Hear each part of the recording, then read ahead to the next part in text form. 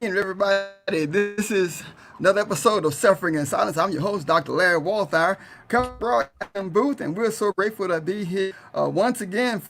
Conversation about what's going on tonight. Tonight, we're talking about I can't breathe. That is the conversation tonight. Life in America. So many things are going on in our country. So many things are going on across this country tonight, and we're having a conversation about it. I'm so glad to have my two good friends. I was able to be on their broadcast, and they're back with me on tonight.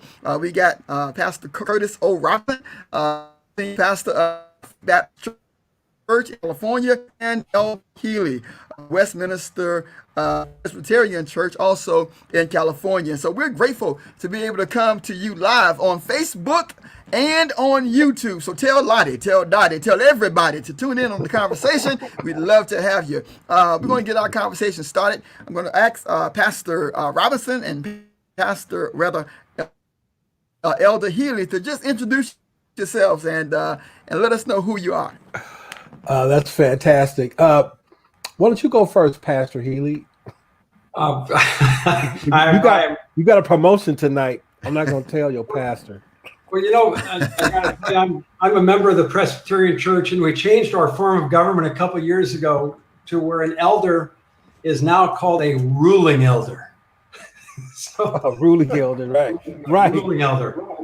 I'm so happy to be on the show tonight. I've had a lifelong love affair with this guy called Jesus, and I love to sneak away and have lunch with him and take walks with him and just listen to him.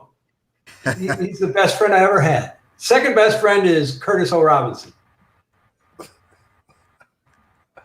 And that would be me. I hear you.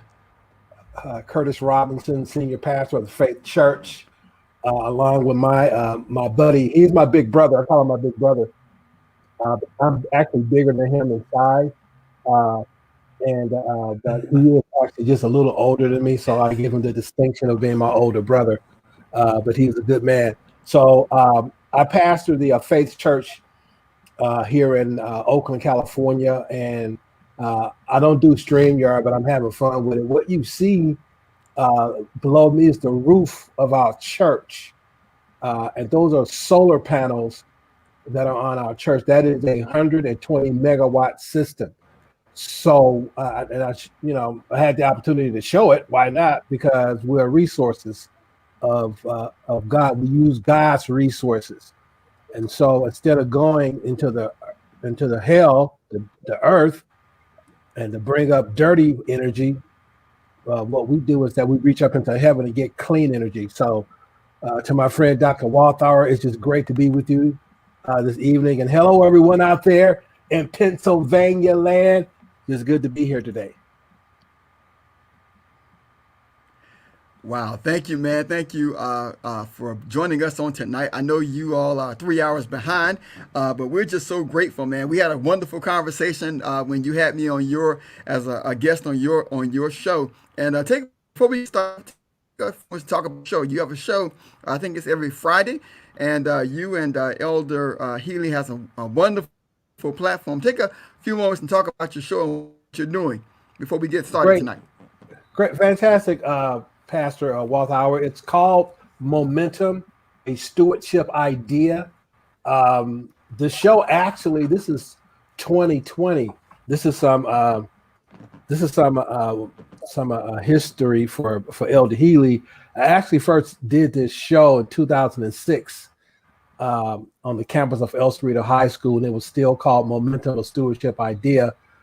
It was just on the FM dial, right? But we come on every Friday at 1 p.m. And basically, we talk about stewardship, in all different forms and fashions, whether it's with your church, whether it's with your business.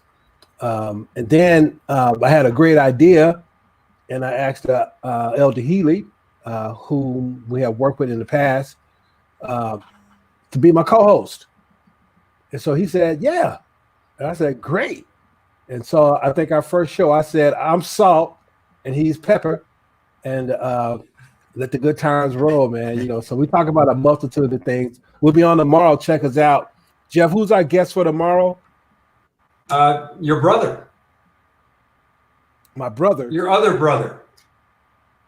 Who, Jeffrey Fisher? No, Is that Pastor Perkins? I don't know. We'll find out. That's the fun thing about it. We show up. It's the lady from Tribal. It's the lady from Tribal.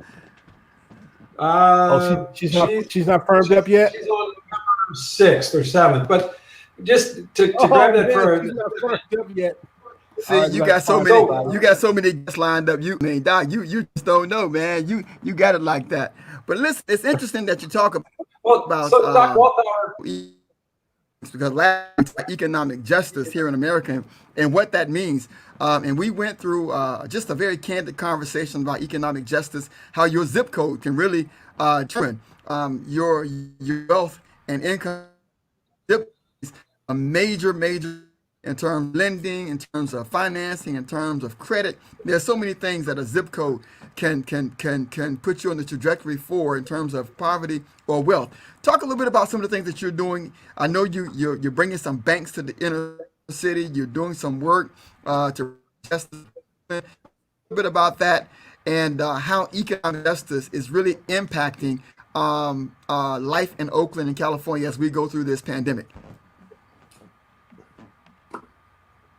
Want me to take that, Jeffrey, or you can? You can take it, Jeffrey. You got it. You got it, Bar.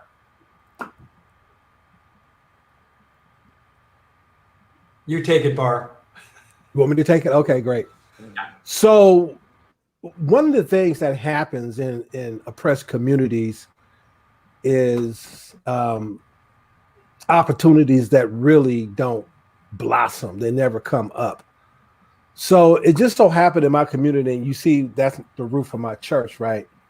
And if you go 10 miles in either direction of that church, there is not a bank anywhere to help negotiate what people have. Okay. So Bank of America is not there. Citibank, Wells Fargo, all the usual suspects. Chase, you call it. They're not there. So I brought it to the attention of some investment bankers, some private equity guys. And we actually sat and we talked. And right now we're in discussions on what it will take to bring a community development bank specifically into East Oakland, which is a great opportunity. Is a hub.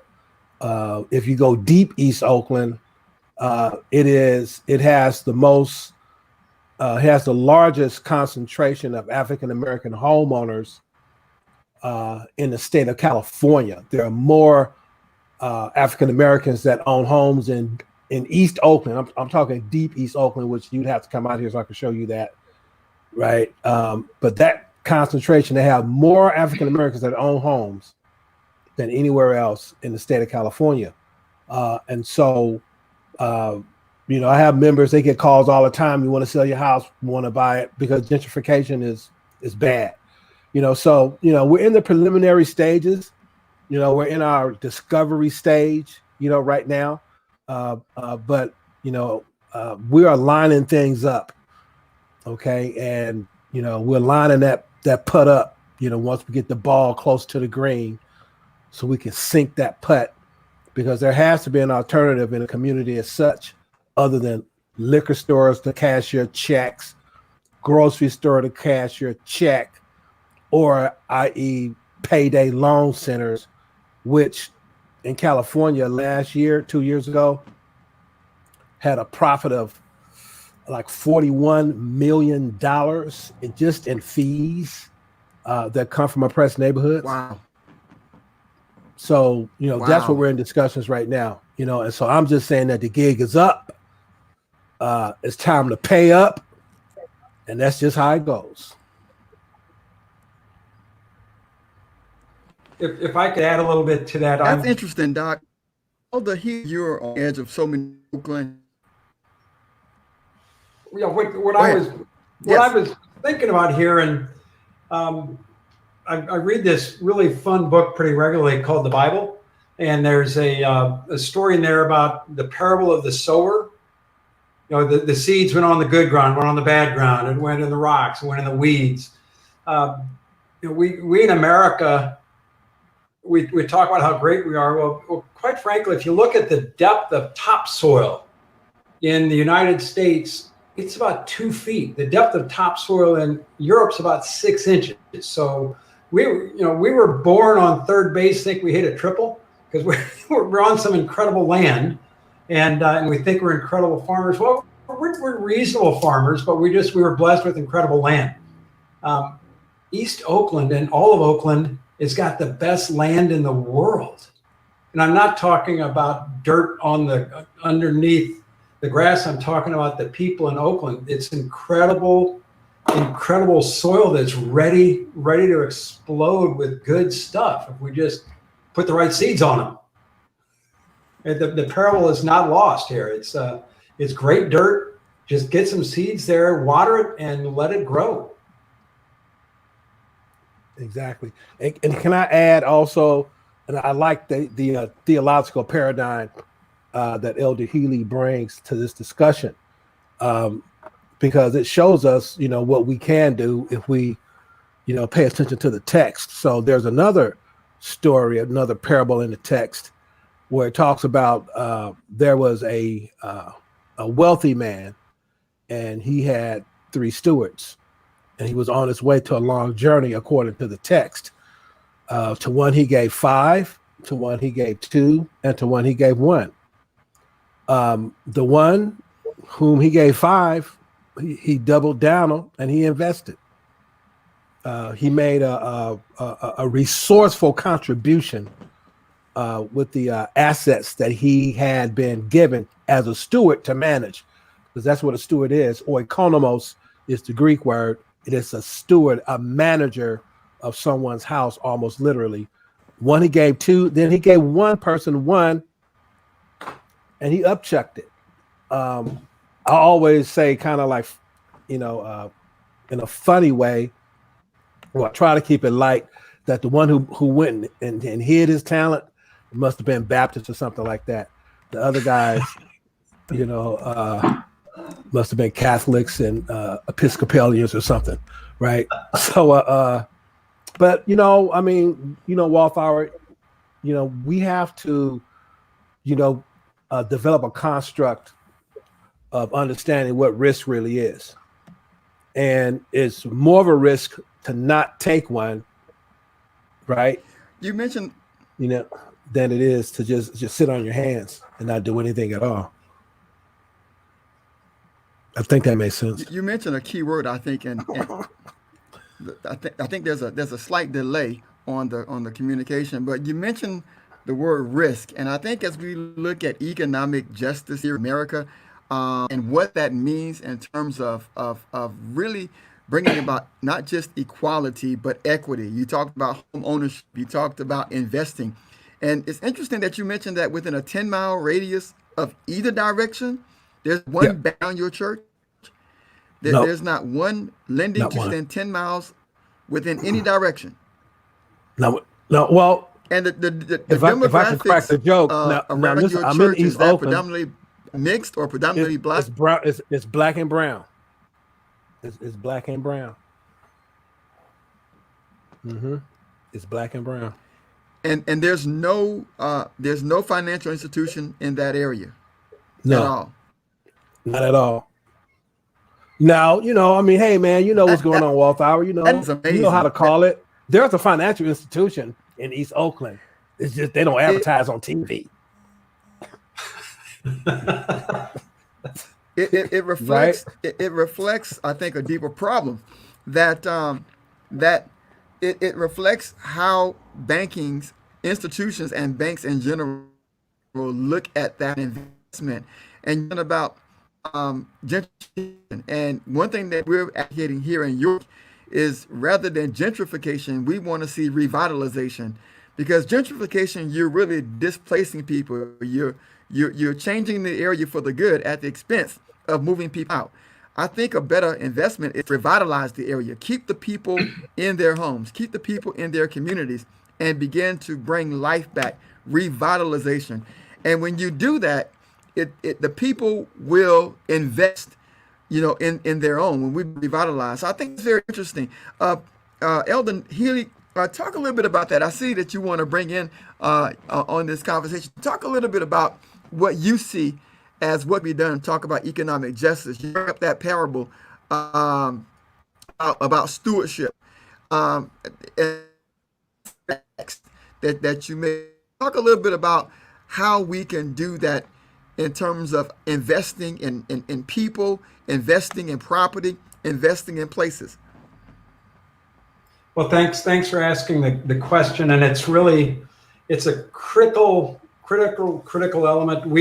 I think we might have talked about this when you were on the show with Curtis and me a little bit ago.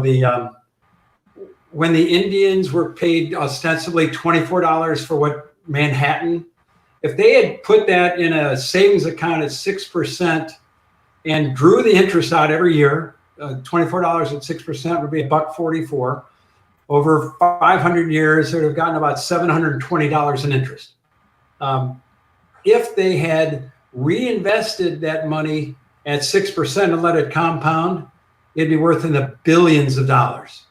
So if you're looking at things very, very, very short term, you're never going to get out of it. You don't build equity short term. You build equity by having long-term guides, long-term expectations. You put equity into your home, and you tend the field. You keep the weeds out of the field. Nobody washes a rental car. When you get a rental car, you rent it, you turn it in dirty, you fill it up if you have to. It depends on how you rented it.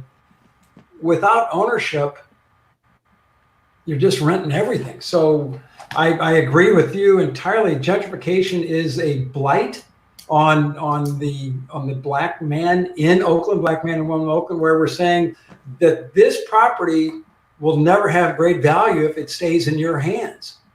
That's baloney. We've got to have the ownership at the hands of the people that live there.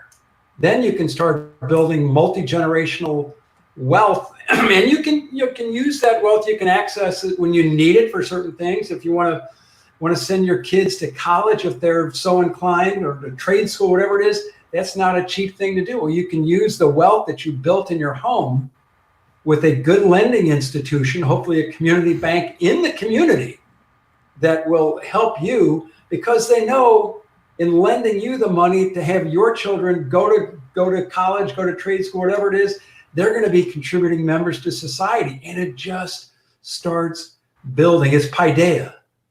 It's the building blocks that just keep getting bigger and bigger. Dr. West talks about paideia all the time. Does that make sense? You mentioned, and I'm not sure what happened. I'm not sure what happened to Pastor Curtis. I hope. But you mentioned about investments and taking monies and putting the monies to work. And when you look at how money is used in America, the system of money, I'm reminded, and I like to use this example in terms of our Haitian brothers and sisters. My wife hails from the island of Haiti, and when the island of Haiti independence, that was considered a world country because the French imposed severe taxes on them for their independence. They gained their independence. They were the first independent island in the West. They were the first to get their independence, and because they fought for their independence, they were crippled economically by the French. The French imposed astronomical burdens of finance upon them that to this day that island has not recovered. And there's a conversation now about France doing the right thing to reinvest because that country was robbed of its resources. And I think there's a two-sided sword that you said about, and I'm just in your commentary on this. how do you fix the brokenness of communities that have been systemically and purposefully left behind?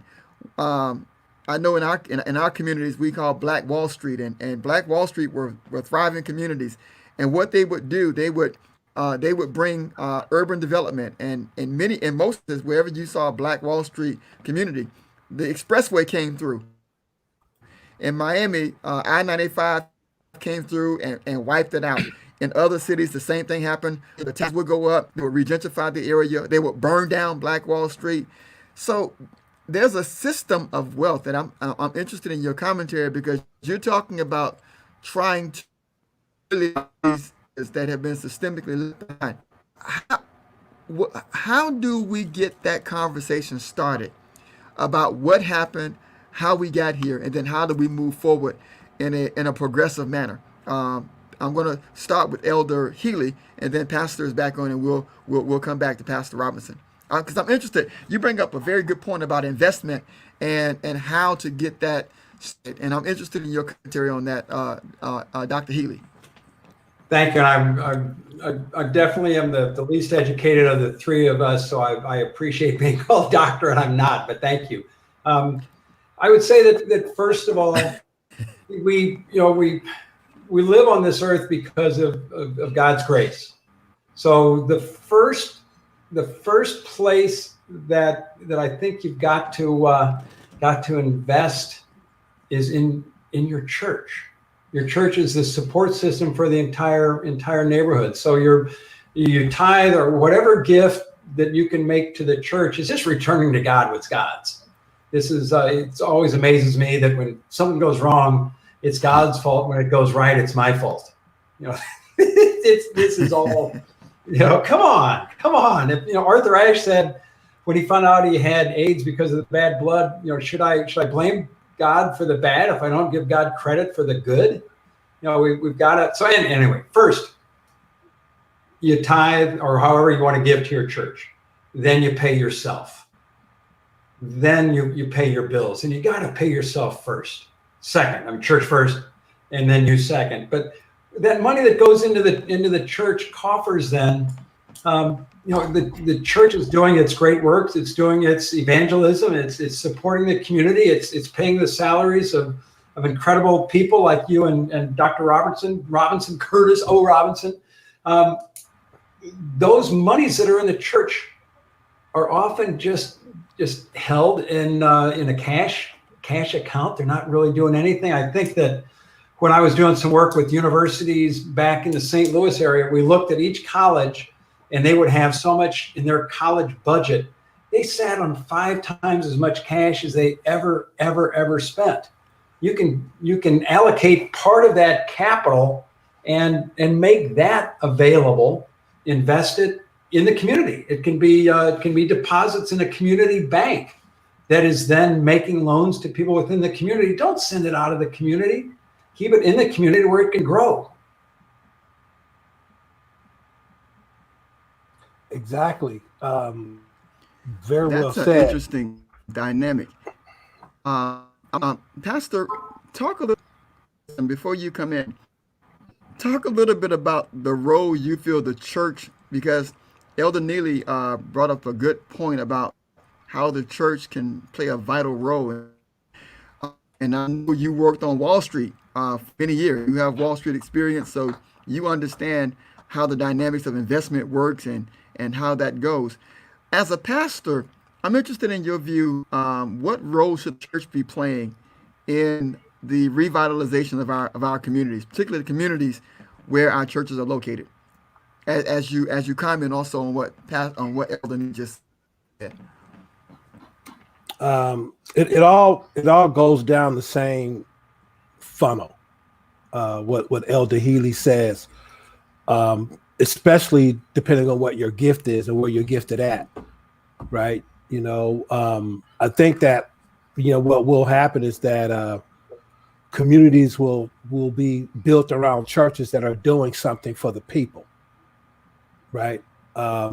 Which is a very, very strong a principle when it comes actually to social banking.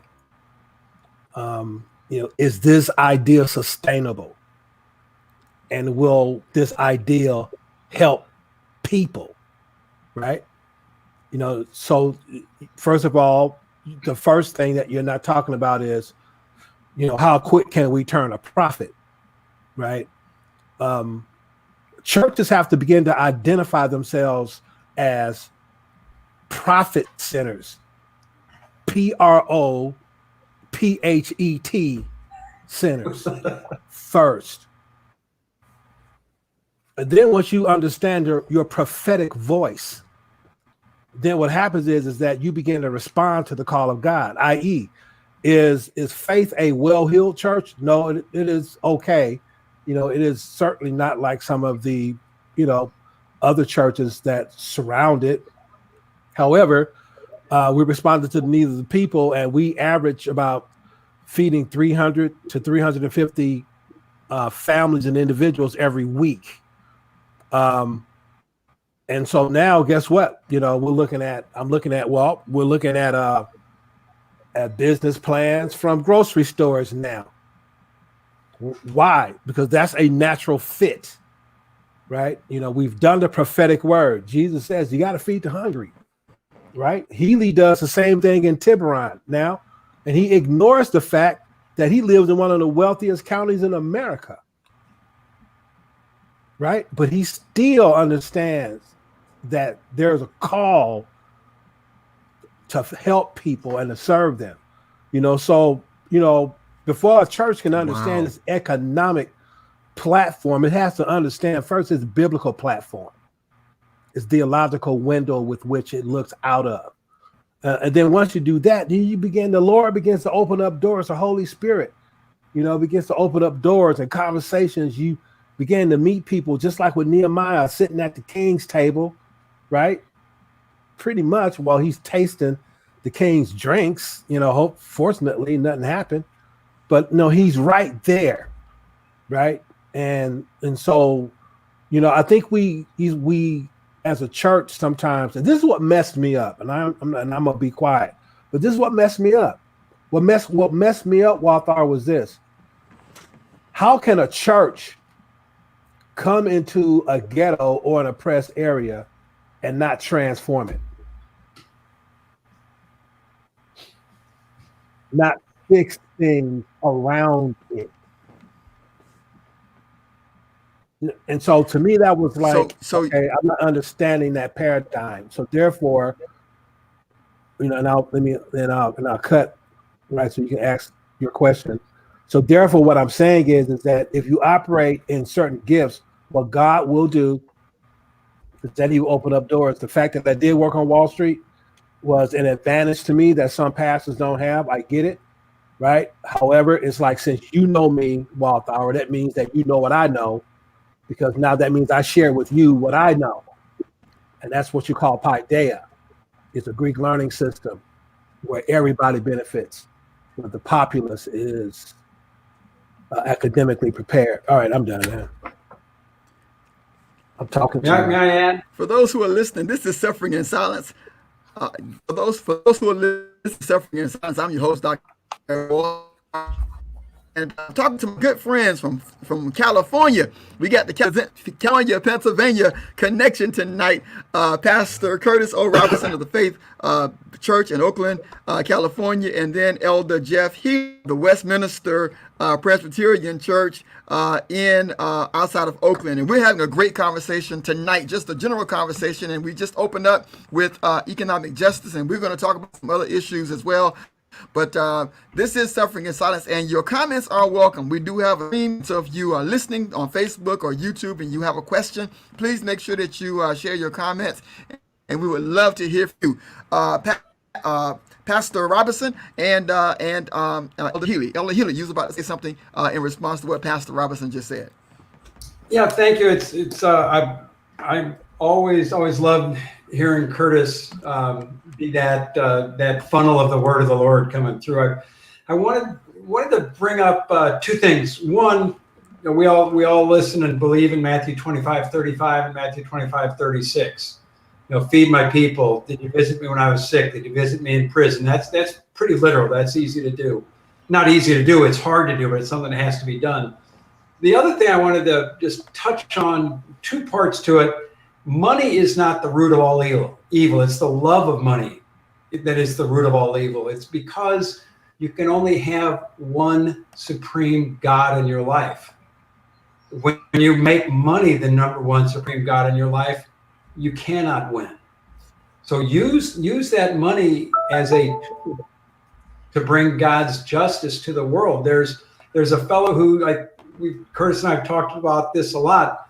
It's a thing called democratic capitalism, and it really is an incredible system. What it says is that the government has a role, business has a role, and the church has a role. They all have to hold each other accountable. The government makes the rules. The business hopefully makes jobs, creates jobs for the people to make money, and the church holds their feet to the fire. The church is the moral compass. We've got to have a moral compass here, and it cannot be in cahoots with the other two. Mm-hmm. That was my point.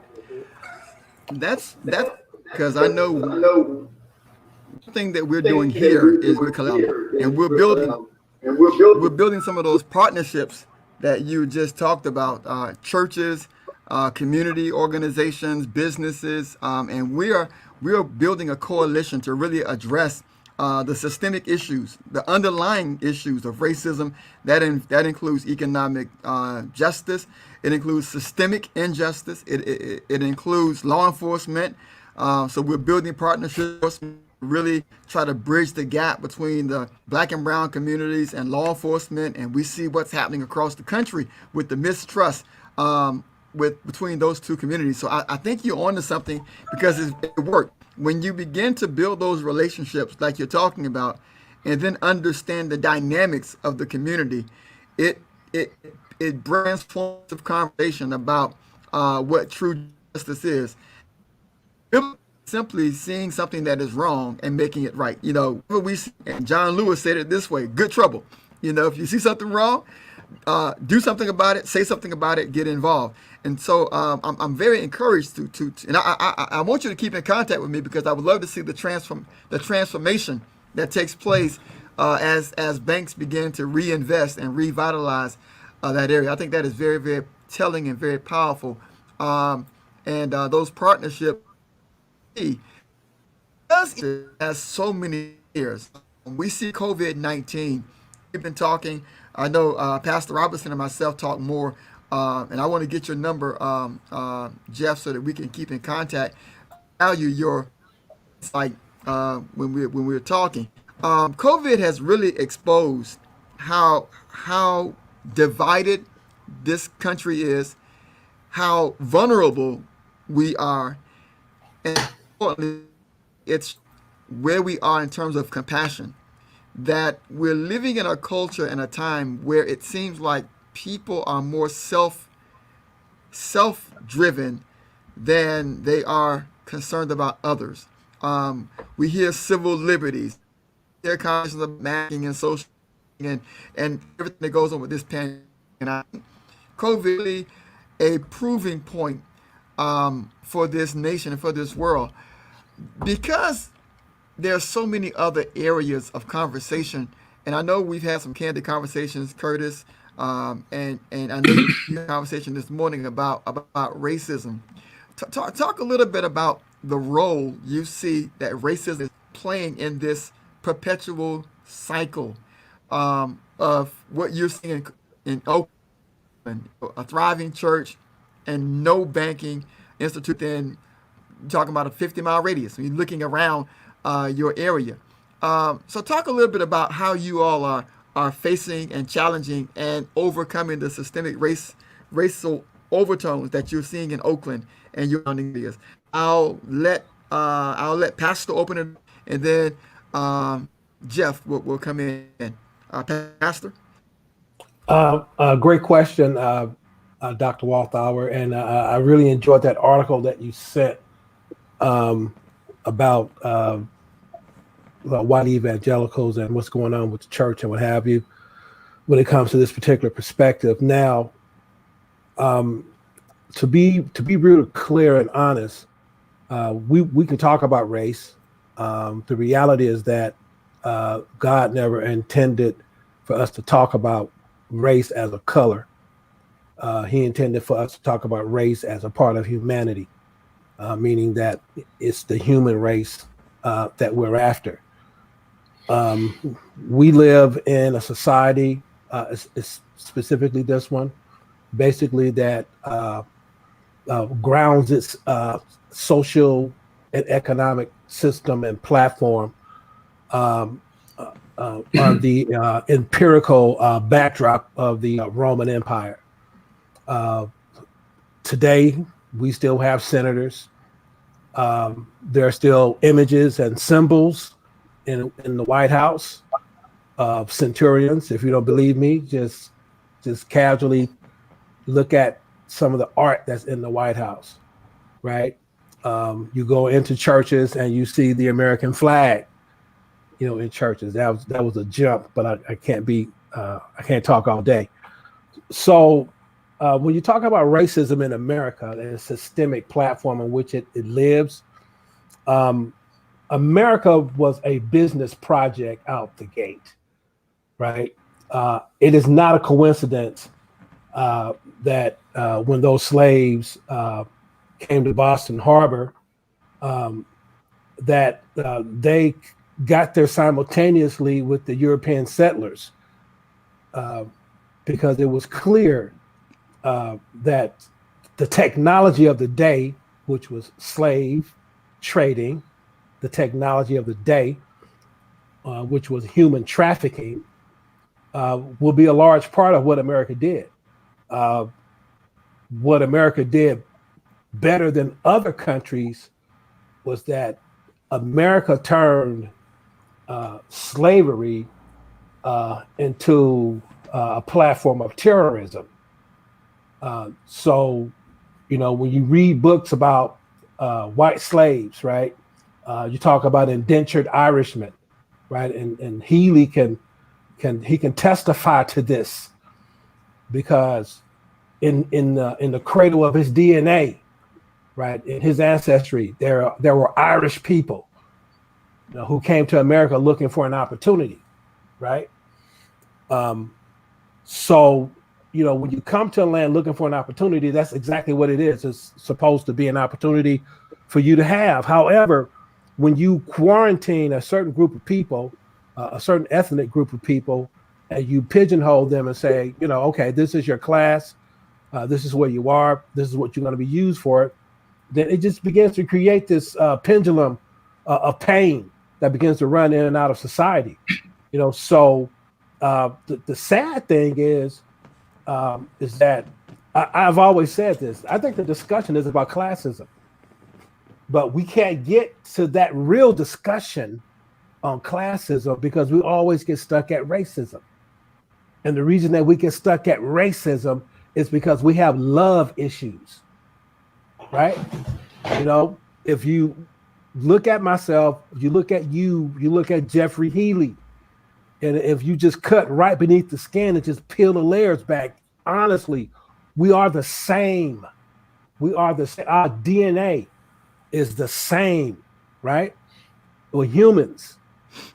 So the only thing, it's not the only thing I can say. I can, derive a more intellectual and academic argument about racism. But the reason that we do have racism is because we have love issues with ourselves. If you love somebody, you can't enslave somebody that you love. It just doesn't work that way. But you can certainly enslave somebody that you hate.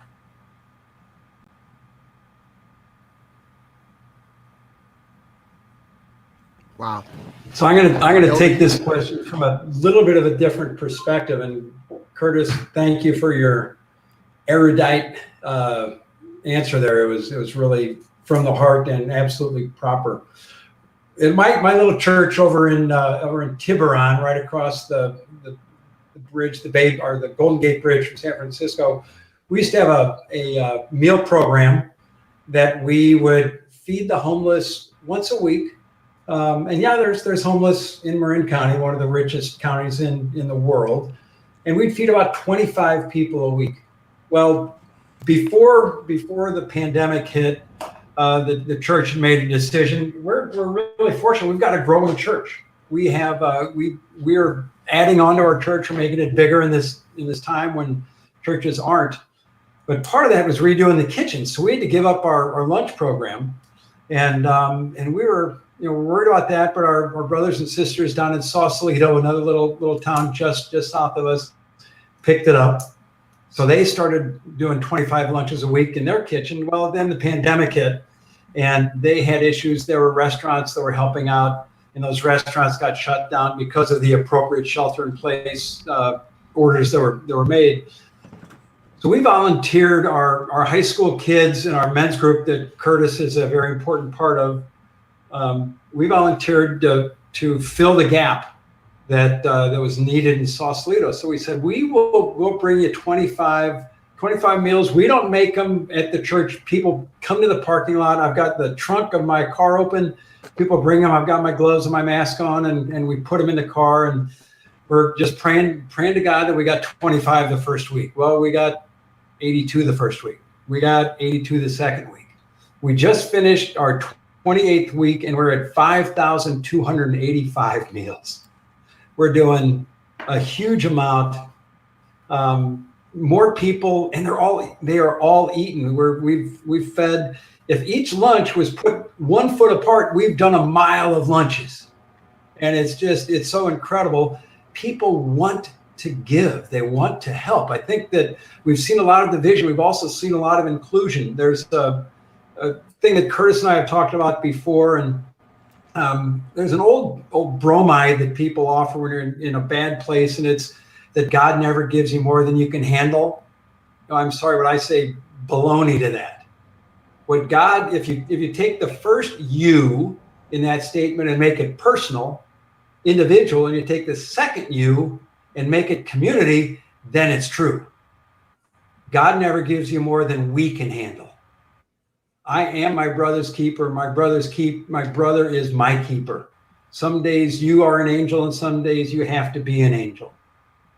I look at the code words in America today. We hear the Southerners talk about owning a plantation. That's a code word for a slave house. There's no way around it. It was evil. It was vile. It's the worst blight that's ever been inflicted upon anybody in God's history. It was a slave house. Don't call it a plantation. Call it what it is. Your article today, white supremacists or white evangelicals are actually, Curtis and I have talked, they're white nationalists. I'm an evangelical. I'm not a white evangelical, white nationalist. I'm an evangelical for God. I don't need this. It's my country and you can take it or leave it. Baloney. If we work together, there is no problem. We, the people of California, the people of Pennsylvania, the people of the United States, the people of the world cannot solve. We got to do it together.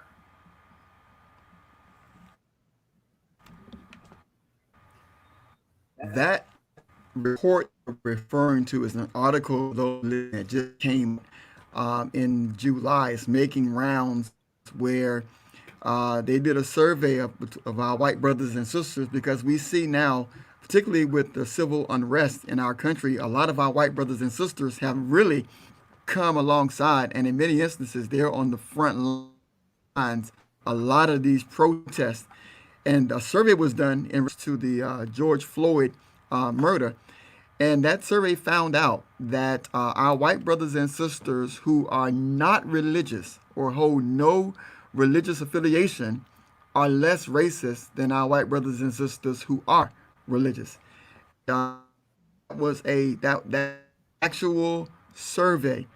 It is a documented truth that it has been found that among our white brothers and sisters, those who do not ascribe to a religious conviction, they're just people of goodwill.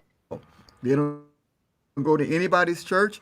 They just have a heart of goodwill toward their fellow man. They are less racist than our white brothers and sisters who ascribe to a particular faith.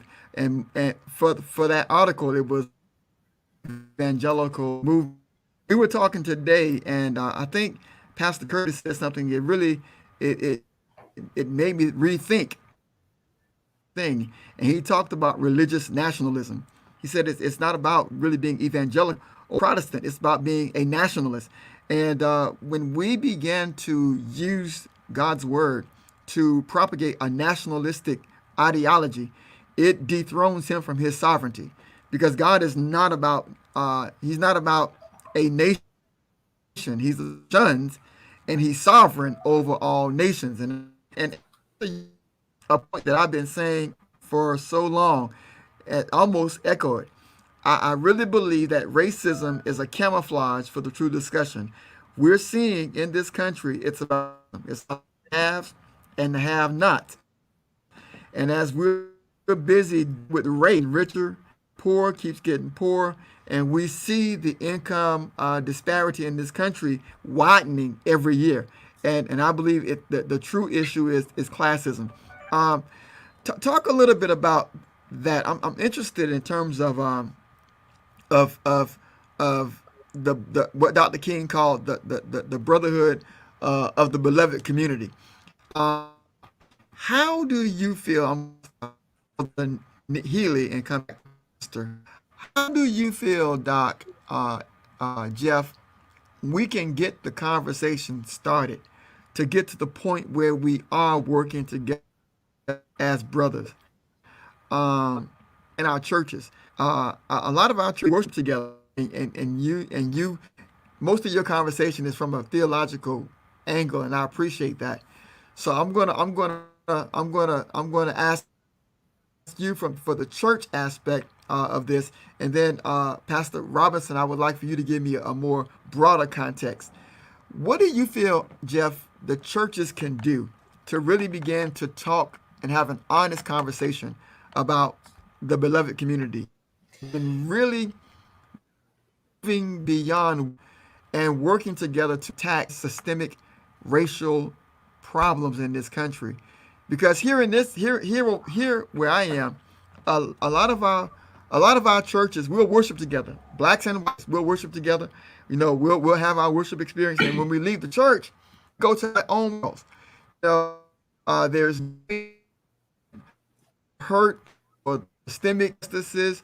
The black community goes back to pain, and the white community goes back to many times privilege. And the only mingling we have is in the worship moment. But the experiences are not shared.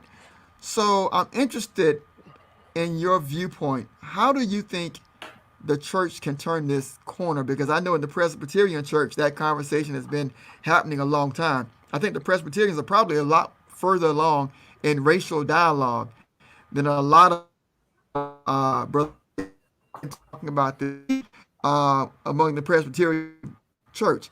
So what do you think we can do, Jeff, to really have that conversation honestly in the body of Christ? And then Pastor Robinson, talk about it from a community perspective. Jeff. Well, thanks for that really softball question. This is it. I mean, this is it. Our Presbyterian church, Westminister Presbyterian in Tiburon, California, is part of what's called the Waylight Presbyterian portion of the Presbyterian church, and that we intend to be. We try to practice being inclusive. I've always felt that if I belong to an exclusive club, that means somebody's excluded. So I want to be part of an inclusive club, not an exclusive club. You ask what the church can do. The only requirement at our church to come to the table, come to God's table for communion, one requirement. It's not going to confession. It's not professing Jesus Christ as your Lord and Savior. It's that you come to the table in peace. If you can't come in peace, you can't come in. What a number of us do there, and I'm going off on a slight tangent, and I think you and I have talked about this thing. I practice thing with a stick. And what I do, Dr. Walthour, is before I enter church, before I enter any activity, but before I enter church, I get out of my car. I normally walk to church because I walk everywhere. And before I step in, I put a stick between me and the church. And I stand on the outside of that stick until I'm ready to be fully in church. And I don't step over till I'm ready. So when I go in, I don't carry all the other, what's going to happen with this is all these issues. I go in there to try to listen for God. Equally important for me, Dr. Walthour, is at the end of church, I step over the stick as well. And I thank God for that hour that I had. And then I say, what did I learn this hour, 2 hours? If you're listening to Pastor Robinson speak, it's going to be more than that. He's good. I try to come up with my plan of action before I step out of church. So it's being present. It's there's chronos and kyrios.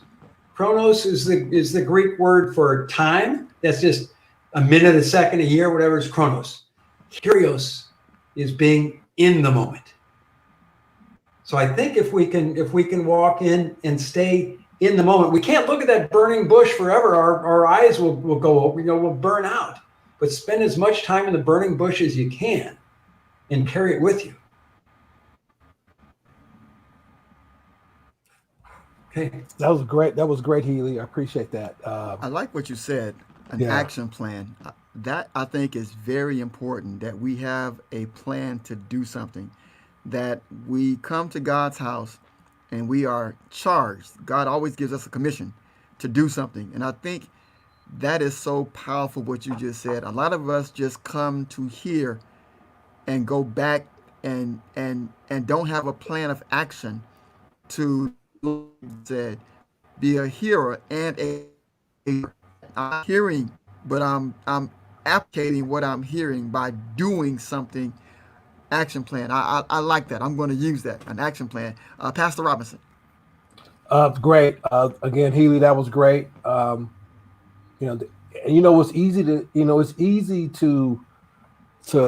It's easier to craft an action plan on the way out when you have something going in also, where God can sit there and make the necessary audibles, as you move through. So when you leave, your aim is quicker and is more effective. All we do, man, is about community. That's why I pastor, man. I got called to preach when I was 19 years old, right? And if you know the breadth of preaching, it's like the preaching thing is a lot. It could do much, right? And so I may be a late bloomer when it comes to the pastorate. I've been pastor for about 15 years. But the same rhetoric and repertoire is the same. I don't even think you can do ministry without doing a community. And if you get into a church who's not interested in doing community, and you are, that's going to be a clash. It's not going to work. So we talked earlier today. The church is struggling right now. The church could be experiencing its finest hour, but the church is not doing that at this particular point. The Bootman brothers wrote about it. Harvey Cox wrote about it. Secular City. There's a naval chaplain by the last name of Shad. He writes about it. He writes a book called How to Be Christian in an Unchristian World. He wrote this book in 1984, and I pulled it from the shelf. He wrote this book almost 4 decades ago. And it's amazing the things that he wrote then are relevant even like now. So when you talk about, religious nationalism, it's a problem. When you start talking, it's a problem, and I doubt it that in this generation it will be settled, because there are so many images that we have to deal with, so many images that we have to comply with. And so when you start talking about this image of this Christ, and I kid Heely about it, right? Because, I told him, I said, man, there's this picture of Jesus in your church. And it's like, I said, this is the whitest dude I ever saw in my life, bro. Right. And he started laughing. Right. It's like this imagery, man, when, Michelangelo was commissioned to paint that picture of God on the ceiling of the Sistine Chapel. Right. you're going to have to deal with that image, and somebody is going to have to say, that's not God.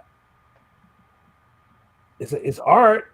It's God through the eyes of Michelangelo, who's a European, right? Big hair, right? So we interpret God as we see God through our lenses, through our eyes. The Buddhists, they see God interpreted through their culture and their lenses, right? The Hindu, right? And it's real funny, Walthour, and you're an intelligent man. You've been in a classroom, you've studied it, and I'm telling the truth. It just seems like Jesus is the same all over the world. There's always the same story about a man who's so connected to God that his job is to liberate the people from oppression. If we dig deep enough, we see these images. So, when it comes to, again, religious nationalism, just have the courage to just say who you are, but don't stand behind a cross, right? And wear a hood and cover yourself. No, take the hood off. God can deal with your sins the same way he can deal with mine. The same grace that will be bestowed to you, it's the same grace that's bestowed to me. Don't you stand behind a cross and then you send these conflicting signals, and you send these conflicting images, and then somehow people think that Christianity and being a Klansman are connected. When in essence, when you do the work, it's not connected. Again, I'll say right now, I said this on a conference call with Jeff Heely this morning at 6 a.m. And it's so that's another 12 hours. I'm proud of you, Heely. This guy can work. But Walthour, I'll just close with this, man.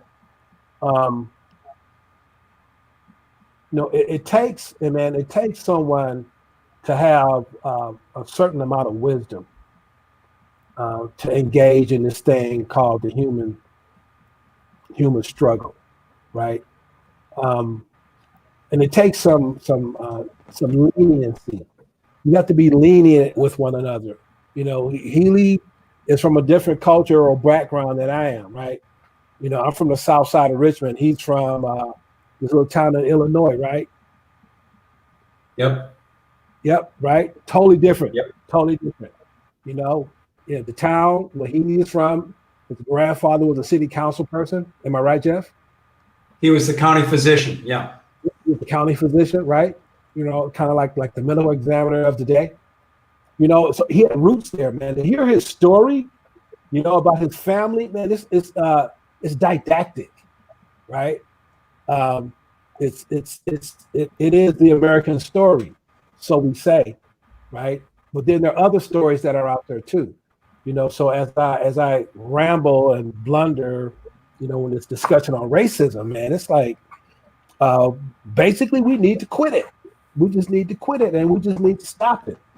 And once we do that, then we can start talking about this other platform of elitism that is basically going to crumble this country and turn it upside down. I think you both bring some very valuable insight. I'm looking at some of the comments that scroll. Pastor Mrs. Kynard said, thank you for speaking up. She said, great conversation and a needed conversation on what has really happened here in America to African Americans. Thank you, Pastor Heely, for speaking up. And then she also said there's a great financial divide in our churches, going back to comments about churches investing in the community, what you talked about earlier, Pastor Robinson. And in regards to what you just said, she made a comment that she took her picture down for that same reason.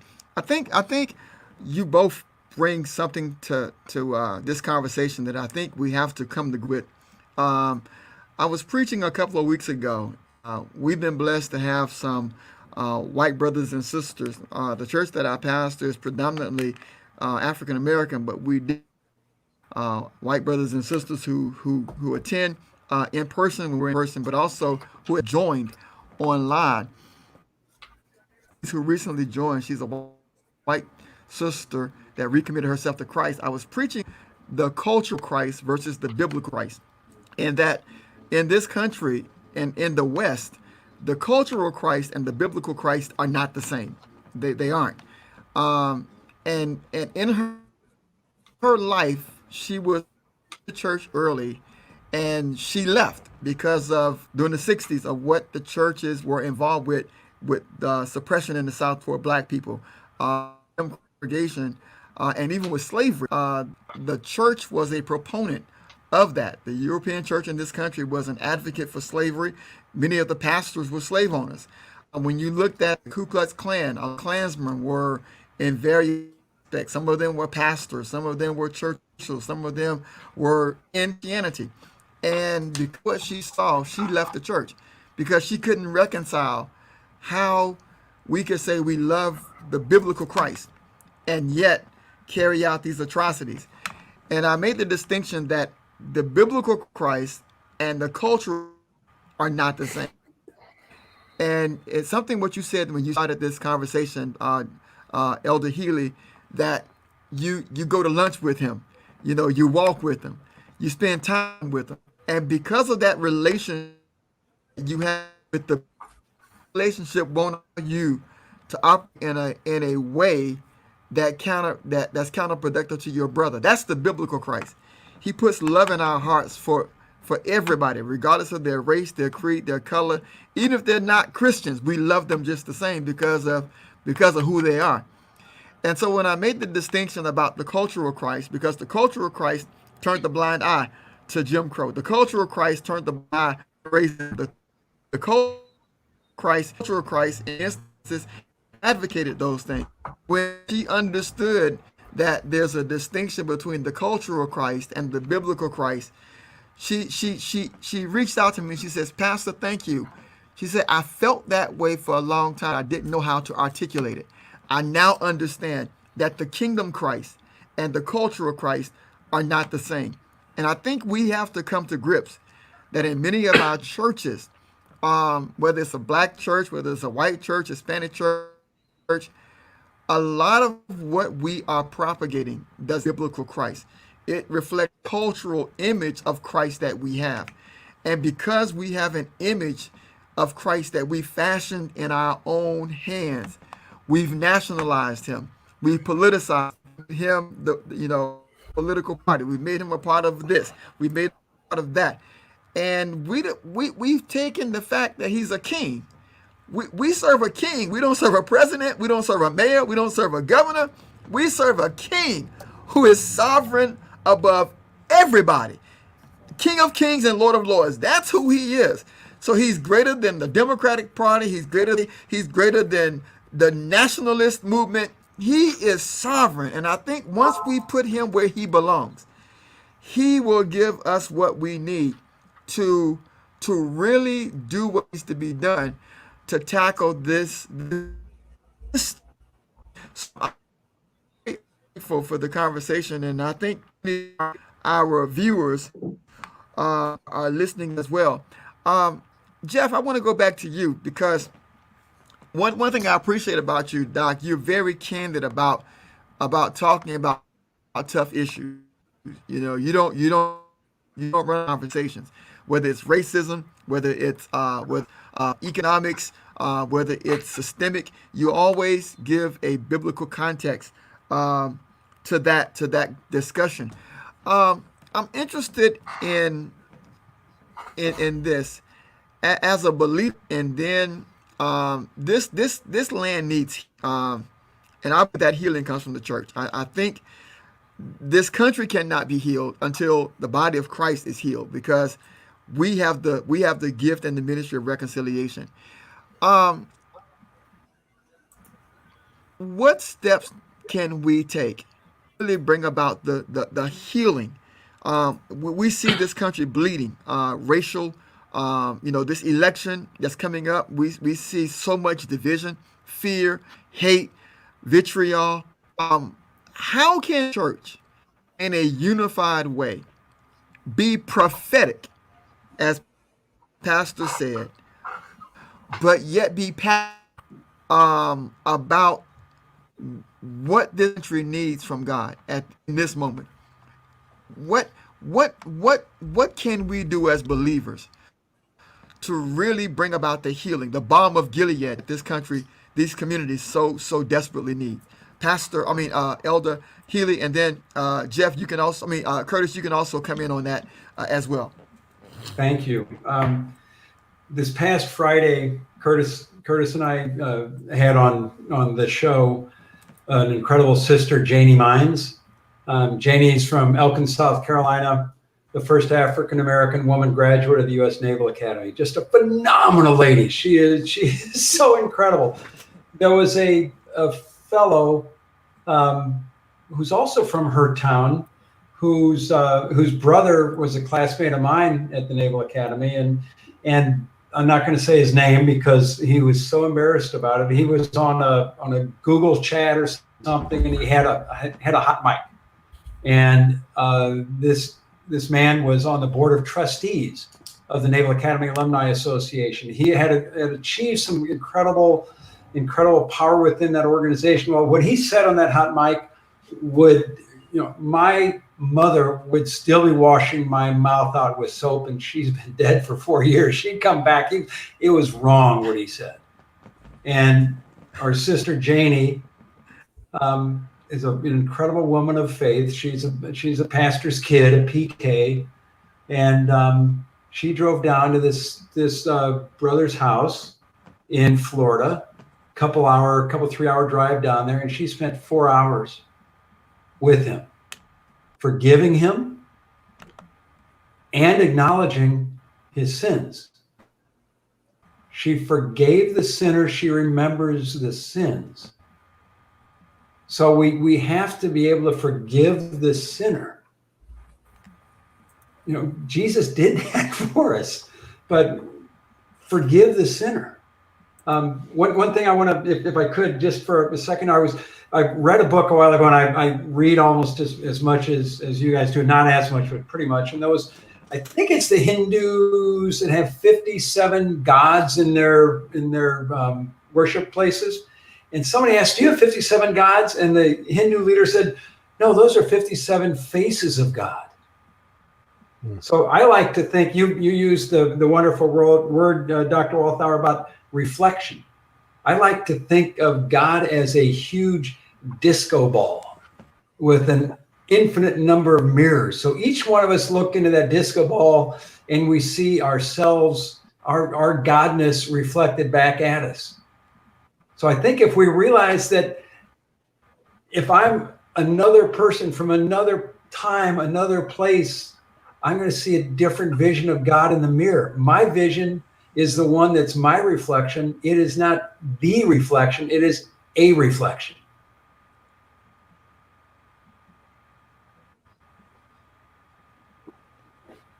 Curtis Robinson? I'm here. Wow. I got to follow that up, huh? All right. Just so I can follow that up, man. Yeah, man. So let me preface what I'm going to say with this. There was a man who probably resembled Christ as much as any historical figure in world history.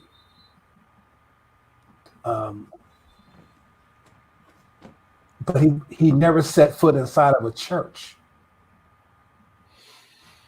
But what he did resembled more like Jesus than what a lot of people do when they go to church every Sunday.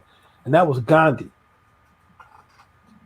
When you look at, Gandhi's resume, what he stood for, right? it's a far thought to even consider. Is the man Christian, right? I mean, technically, I mean, what he's a Hindu, Buddhist. No, well, not a Buddhist, but Hindu, right? And that's what I'm talking about, man. There has to, at some point, man, there has to be a universality, of our movement, as a church and as people. And I think that these generations that are coming behind us, like these Gen X's, Y's, and Z's, they're going to require it, because you see it now. They're less concerned about gender. They're less concerned about race than any generation that we have right now. When the George Floyd incident happened, and Reverend Al Sharpton talked about it, for one of the first times that in American history, you saw everybody come together to protest, these social injustices. There's a class that I took when I was completing my master's in nonprofit management. There's a class on leadership. And one of the texts that we used was a text by a guy named Ken Sande, and the book was entitled "How to Become a Peacemaker," right? Which is a part of leadership. We have POTUS right now, who believes that no, peace is not an attribute of leadership. If I can create chaos and scare you, that's what a leader is. If I can have you shivering in your boots, that's what leadership is. But peace is an attribute of leadership. However, you cannot criticize anyone unless you have looked at the mote that's in your own eye. I think that's what Jesus talks about, right? Here you have a big tree going through your eye, you bleeding profusely, and you're pointing at someone else going like, "Hey, what's wrong with you?" Right? Whenever there is conflict, and this country is at conflict right now, we have to understand that we all bring baggage to that conflict. And, to unload your baggage on someone else, it's very selfish. It's very unaccountable. And if we are to get along with one another, what we have to do is start to unpack our own luggage. And once we begin to unpack our own baggage, then we can have objective and peaceful discussions with everyone else. And right now is, I'm pointing my finger at you, you point your finger at me, right? What's that group of boys called? The bad boys or whatever, Antifa, all these names. They're beginning to subjectively, call Black Lives Matters movement, sort of a terrorist movement, right? And people seem to be confused about that. Look, 400 years of oppression. 400 years of legalized lynching, 400 years of brothers going to jail who don't need to go, 400 years, 4 centuries. That's what Black Lives Matter is all about. It's about a segment of your population that's noticed a trend. And that trend typically leads to death in prison. Okay? And so they're like, we're tired of that. It's been 400 years. And then people act, they don't understand what that means. Well, if you've been oppressed for 400 years, you would understand exactly what that means. And if the shoe was turned, it would be like white lives matter, right? Or brown lives matter, right? Or red lives matter, right?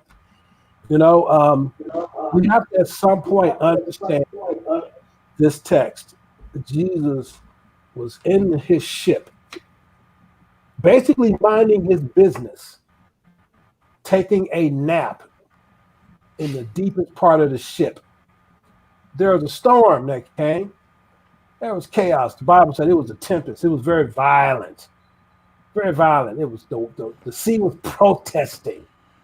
that see was protesting. It was very violent. They went down and they got Jesus. Give them a point for doing that. At least they know exactly what to do. When you're in a situation that is unpeaceful, you cannot handle, it's always good to call on the Spirit of love, Spirit of Christ. Call him, he comes up, simply looks out at the water, and because of his power and resolve, he says, peace be still, because he's at peace with himself. And when you are at peace with yourself, it's the first step in becoming peaceful with others. So, and that's real disturbing part about this country that I see. What it's really showing us is that we have a lot of people that are not at peace with themselves. And that's a really bad situation. So, if I said anything at all, I'm trying to consistently say that we are more similar than we are not. When you really think about it, we have more in common than we don't. We just have to get over it and understand that we're all created in the image of God. And it's what makes you on the inside that's what's important, not so much on the outside. That's why Jeff Heely and I can have a show and I can say I'm salt and he's pepper. Because it don't matter which one you are, but what really matters is what kind of flavor you bring to the game. Do you make it taste good or do you make it taste bitter? It's all up to you, buddy. I think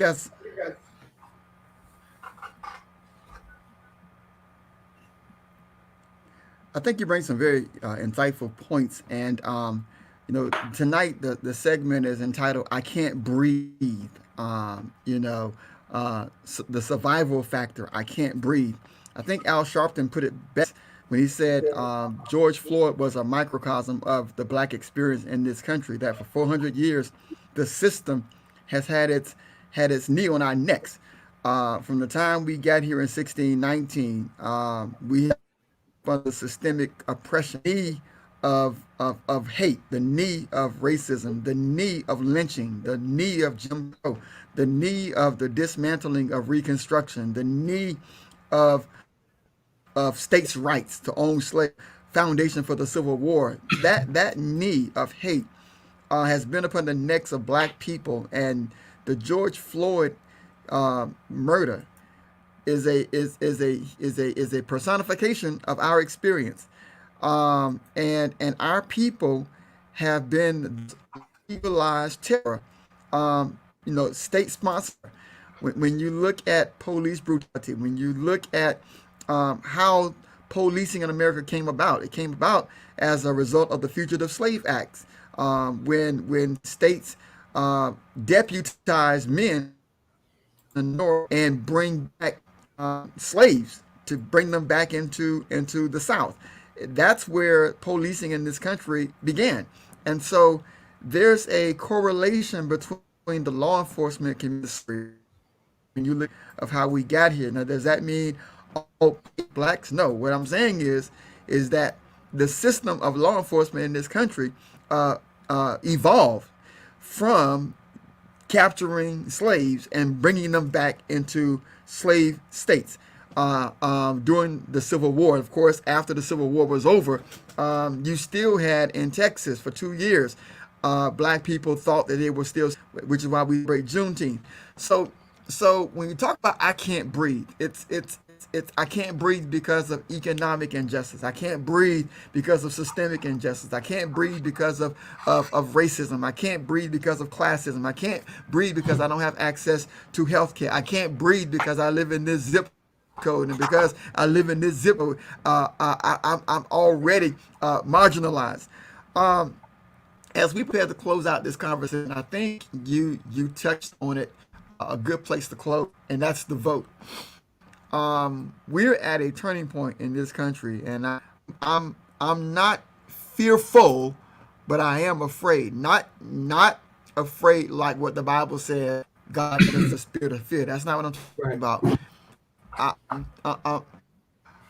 I'm afraid in the context that we are asleep, And Paul says the night is far spent, the day is at hand.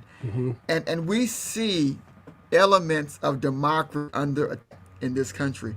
I've been saying this for quite some time, that if we're not careful, this country is going to be back at a place it was in 1960.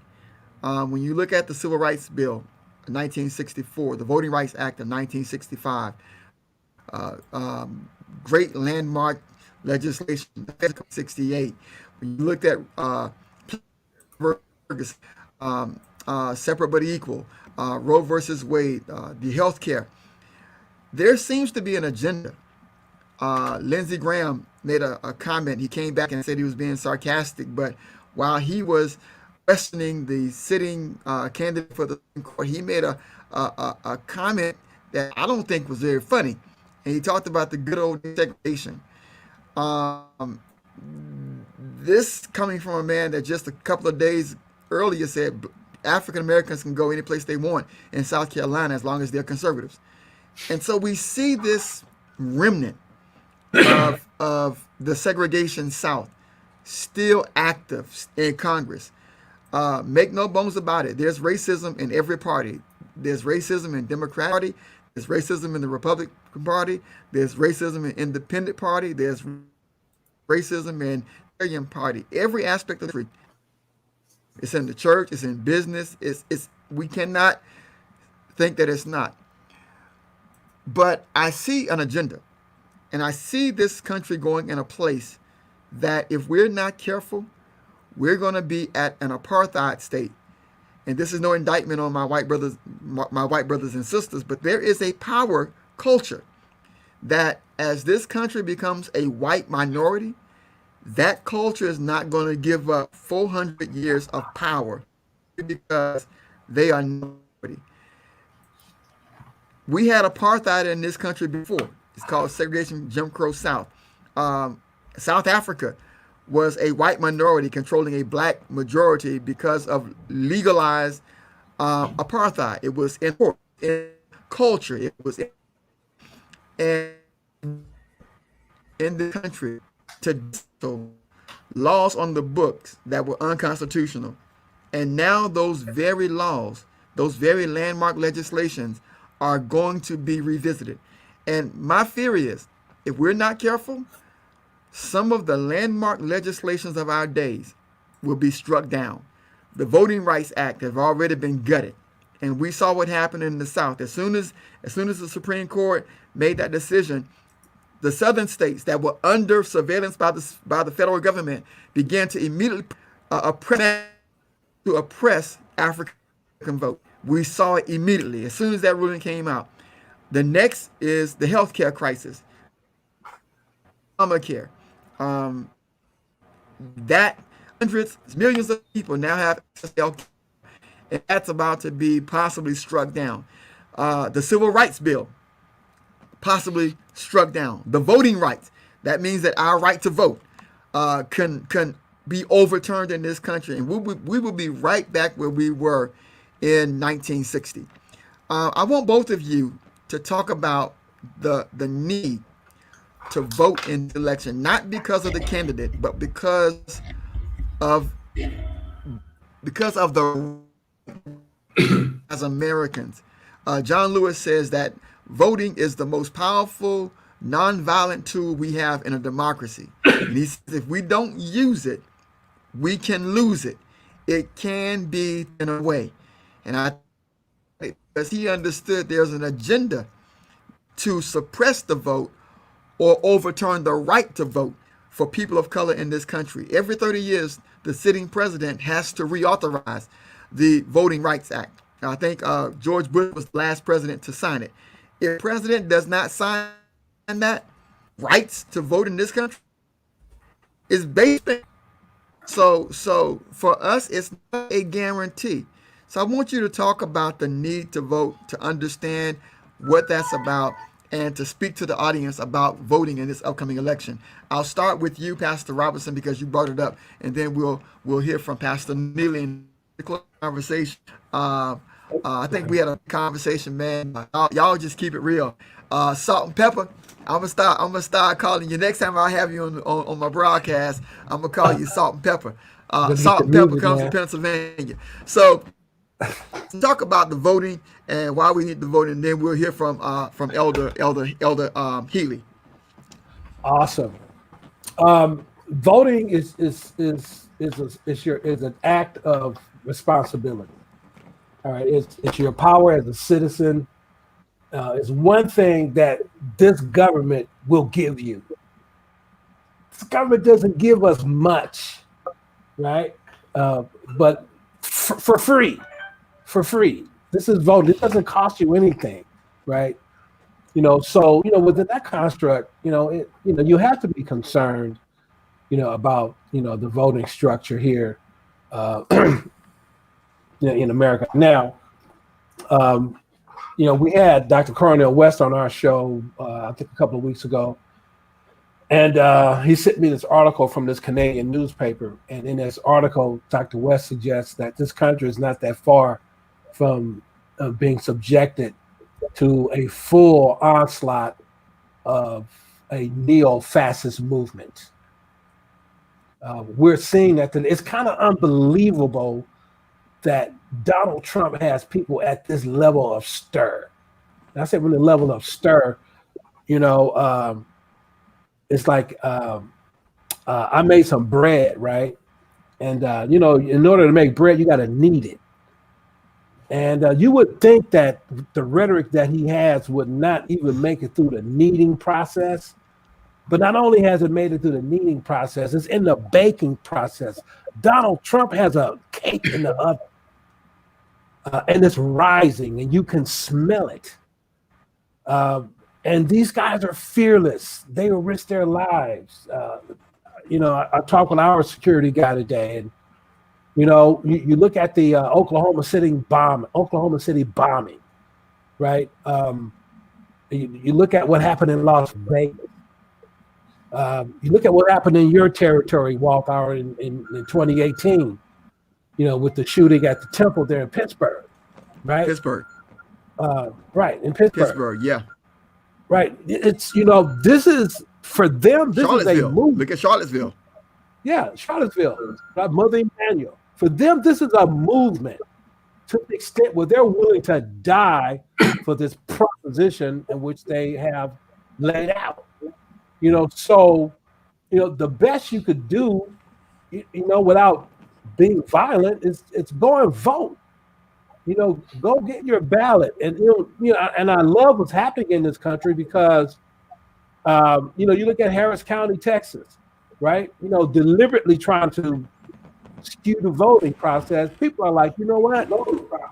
This has been so bad and so irresponsible and so out of touch that we'll stand in line for 8 hours so that we can vote. So, how important is the vote?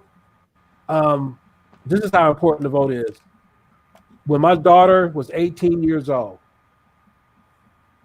yes, she was 18 years old. And I think the year was 2012. The year was 2012. I may be off a little bit. However, her first voting experience was with me. Yeah, I said, "You registered to vote?" She said, "Yeah, come on, Daria, let's go to the polls and vote." Right? So the first time she voted was standing alongside her daddy. And so those are the type of things that are going to have to happen, in our communities, where we explain to our young people, especially, what things are really important. Jeff and I'm finished, but Jeff and I have this thing that we talk about. And that is that, how many people here have planted an apple tree. I saw E.K. Bailey do this, Walthour, in Dallas, Texas. When I went to Bishop, I was a member of Concord. I was getting E.K. Bailey every Sunday. Don't get mad. But Bailey asked the question, You know, he has an apple in his hand. He says, how many of you have ever planted an apple tree? A couple of hands went up. He says, okay, how many of you have ever eaten apples? Everybody's hands went up, right? Then he says, how many of you are willing to plant an apple tree that you will never eat an apple from? That's the long-term planning that he was talking about. And that's where we have to be, right? I can plant this tree, and I'm sure that I will never eat from it. But I have grandchildren, and I'm certain that with the right nurturing and sustainability measures, they will eat from this tree. They will eat from it for a long time. So we got to vote, because we got to plant those apple trees, because we will not eat these apples, but generations behind us will eat these apples.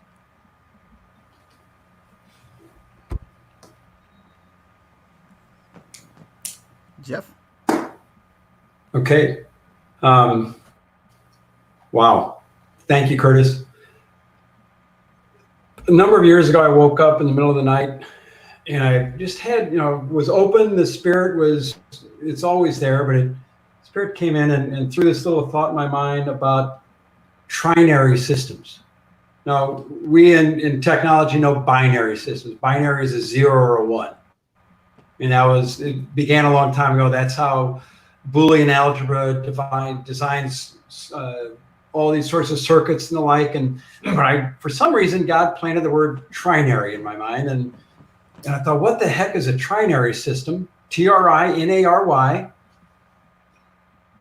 And there's two descriptions of it. The one that I like to use is, and Brother Kennedy talks about it and being an anti-racist. A trinary system, binary is 0 and 1. Trinary is -1, 0, and +1. If you're in a binary system, if you use litter as an example, if you litter, that's a 0. If you don't litter, it's a 1. That's great. Awesome. In a trinary system, if you litter, you're a -1. If you don't litter, you're a 0. If you pick up litter, you're a +1. We've got to find those opportunities to take action. Voting is a +1. It's a +1. There's to take a little spin on that. Society becomes great when old men plant trees. Another thing to think about is, what's the long-term value of this vote? I can tell you that, and I heard this from somebody else a long time ago, man can count the amount of acorns that are in a tree. Only God can tell you how many trees are going to come from that one acorn eventually. Get it?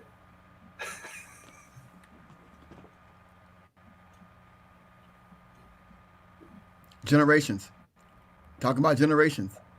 That Generation. one acorn becomes a tree, and that tree produces other acorns, and from that one acorn, generations of trees. And I think that's a great analogy, that we are building democracy for the next generation, because it seems as if the democracy that we know of is eradicating in something that is more authoritarian, more fascist, more dangerous. And it's not the constitutionality of what we learned in civics. What we see today, regardless of what side of the aisle you're on, that what we see does not demonstrate democracy as we know it, in terms of how we were taught. But it is important that we vote, and I appreciate you coming out and kicking it with me on the East Coast. For those who are listening and suffering in silence, I'm your host, Dr. Larry Walthour, coming to you from the broadcasting booth, and I'm with me to Salt and Pepper from Oakland, California. The one and only Curtis Robinson, senior pastor at the Faith Baptist Church in Oakland, and Elder Jeff Heely of the Westminister Presbyterian Church in Oakland. Is it Tiburon? Tiburon. Tiburon. Tiburon. Tiburon. It's The other side of the Golden Gate Bridge. On the other side of the Golden Gate Bridge. Thank you.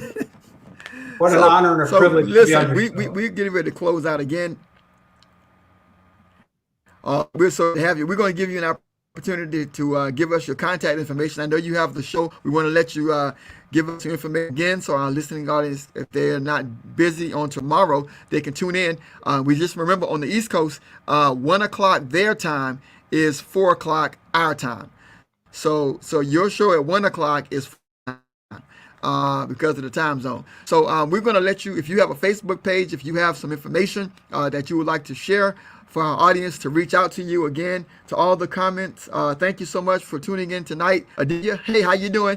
Good seeing you. If you all can just give us some contact information that you would like to share for our listening audience may want to follow you on Facebook, follow you on Instagram, and tune into your broadcast on tomorrow. We'll start with Jeff and come on down to Curtis.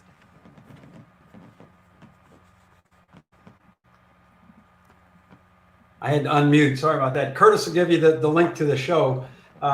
He's the man. I'm the Ed McMahon sometimes, I think, on the show. He's brilliant. I just want to say thank you for letting us be with you today. jheely17 at Gmail. Love to hear from you again, Dr. Walthour. We're going to have some great talks over the years. It's fun. Curtis and I think only talk maybe 5 times a week. But that's normally a bad week. A good week is at least 7. Please hold Curtis and his family in your prayers. And I want to, Dr. Walthour, I want to tell you, don't forget that you need to take care of you too. You spend a lot of time administering to others. Don't forget God wants you to be safe too. So take care of yourself, my dear friend. Thank you. Appreciate it. Thank you. Curtis, you're muted.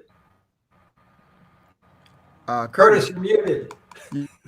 Again, I'm muted again. That was probably good. He's following your lead. Was not good. So, no, but great, man. That's Momentum, a stewardship idea. And every Friday from 1 o'clock to 2 o'clock Pacific Standard Time, we're talking about the issues, all right? And so try to join us there. If you want to know more about it, you can go to my Facebook page, Curtis O. Robinson Sr. That's Curtis O. Robinson Sr. Shout out to our new digital assistant, Isla Camber, who is going to be making us look real good. So we can come off looking professional like Walthour on our introduction, making it tight. So God bless you, man. Thank you so much. I love the East Coast. And, my watch is set for, it's 9:45, according to my watch. I fell in love with that little corner of the world when I went there to study. And I'll be back one day knocking on the door, man. Knocking on the door. It was a great time. It was a great time. So, man, peace. I love you, man. Keep up the great work. Jeffrey. Man, much love to both of you. Man. Tomorrow, just do it again, love brother. To both of you listening, Facebook, YouTube, and all those who've been tuning in tonight. Has been Suffering in Silence. I'm your host. Remember, vote. Pastor Robinson was right. It doesn't cost us anything, but it costs some people everything. There were so many people that lost everything that we made to. So make sure that you exercise your constitutional right and vote. Don't matter who you vote for, just vote. Amen. So Shiloh, thank you so much for your support. My wife, thank you so much for your support. Special shout out to my mom. I want them to continue to pray for her and to the family down in Florida. So listen, we'll see you next week. Same time. Silence. I'm your host, Dr. Larry Walthour. I come to you live from the Bronx. We'll see you. Hey, peace. We're out. Flow.